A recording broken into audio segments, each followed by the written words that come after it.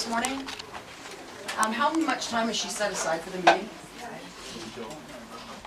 We are the Indivisible 42 group from Ken Calvert's 42nd Congressional District. And we are here to set up a meeting with our congressman. A town hall meeting would be ideal.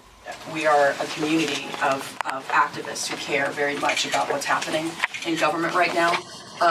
Originally, this meeting was established to discuss the repeal and the line item cuts on the Affordable Care Act as it affects at least 3 million Californians, almost 150,000 or more in the 42nd district alone. We've talked about jobs that are going to be lost in the healthcare industry in our communities, and we're really not okay with the idea of eliminating the pre-existing conditions clauses. We're not okay with kicking our college students and our struggling young people who in this economy have a very difficult time, affording to survive in our communities. We're not okay with kicking them off with the insurance plans. We're also not okay with putting caps on lifetime. I'm tired of the Republicans putting a price tag on people's health and their lives. Hi there. Hi. How you doing? Jason. Hey, Jason. I was here chatting with some of these folks, I think, last week. Set up this meeting. When we set up the meeting, I was pretty clear that we only have space in our office for about 8 or so people. That's fine. That's fine. Okay. That's fine. We have 8 or so people. Hi, Jolene. Hi. Julia Peacock. Judy? Julia. Julia, Yep. perfect. Yep, My come hands on are cold, in. I'm sorry. That's okay. We're not Hi, Dennis. sweaty. Cold Rick hands. Calvert. That's okay. Rick, hi, Rick. Nice to meet you. Nice to meet you. Know these signs? I think is this Jason's or yours? Oh, this is not my Just show the Oh, space this of the is room. Jason's. Amy? Can you hear me? Yes, can you hear me? Yeah, I can, yeah. I can put it more in the center. First, I wanted to just go around and introduce them, have everyone introduce themselves. I'll introduce myself first, JoLynn Murphy. Great.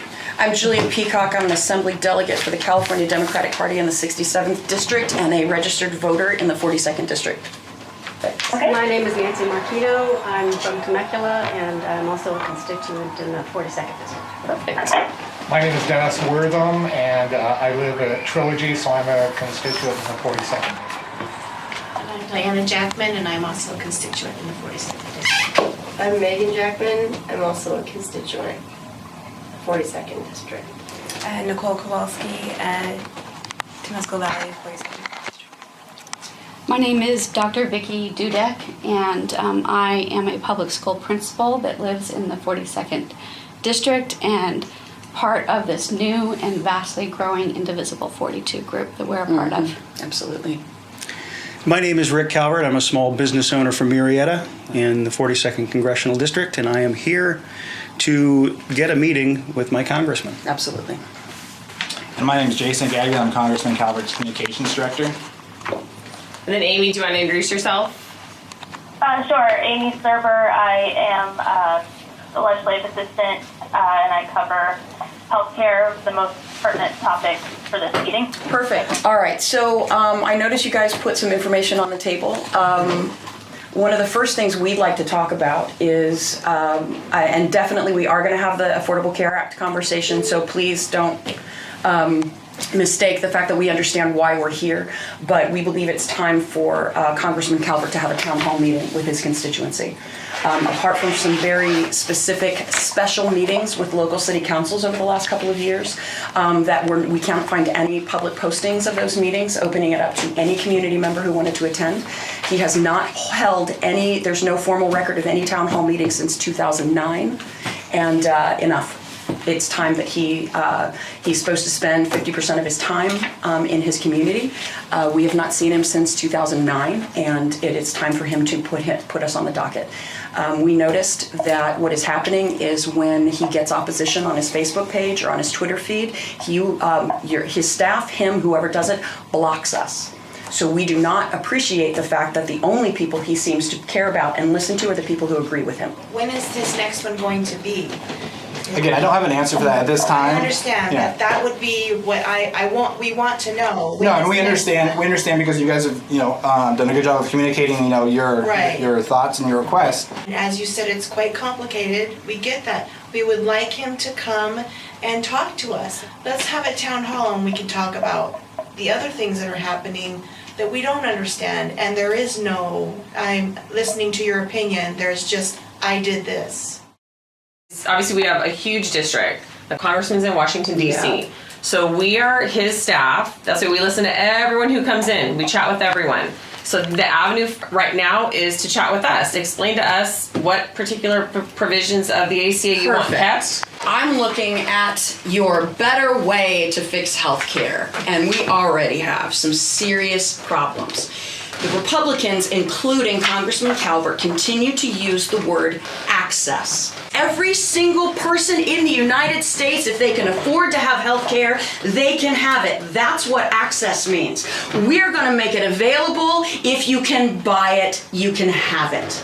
Access is not the issue. Coverage is the issue. With regards to people with pre-existing conditions, there's been a lot of talk in the Republican Party about what their so-called plan to replace the Affordable Care Act might be. And one of those things is high-risk pools. Those of us with pre-existing conditions will be placed in a high-risk pool, and we will not be able to afford the insurance because those in that pool will be charged vastly more money for their insurance coverage. And there's a lot of people with pre-existing conditions that this will impact that felt safe finally, once the Affordable Care Act was in place, to get the health care that we needed and not be afraid of being labeled as having a pre-existing condition.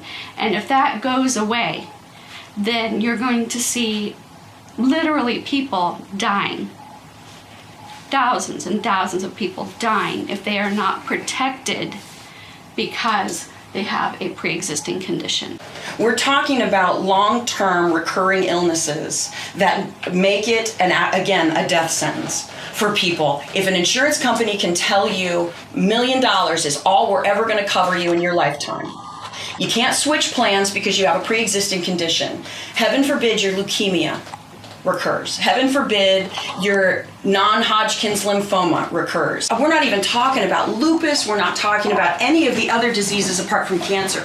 When an ambulance can charge a mother with an infant in respiratory distress $7,000 for a ride, and that starts digging into your caps, and it's $200 for a box of Kleenex. The Republican Party has never done anything to stop health insurance companies from doing whatever they want to do.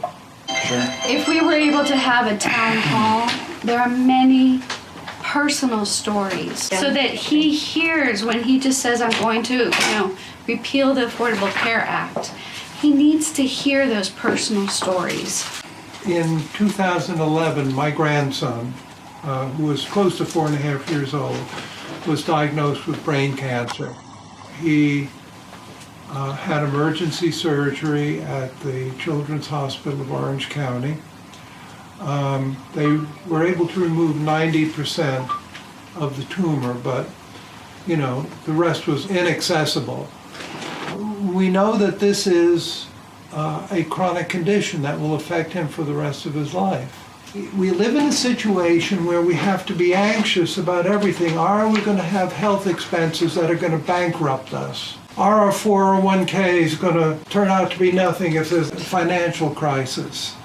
All of those things create anxiety in our society.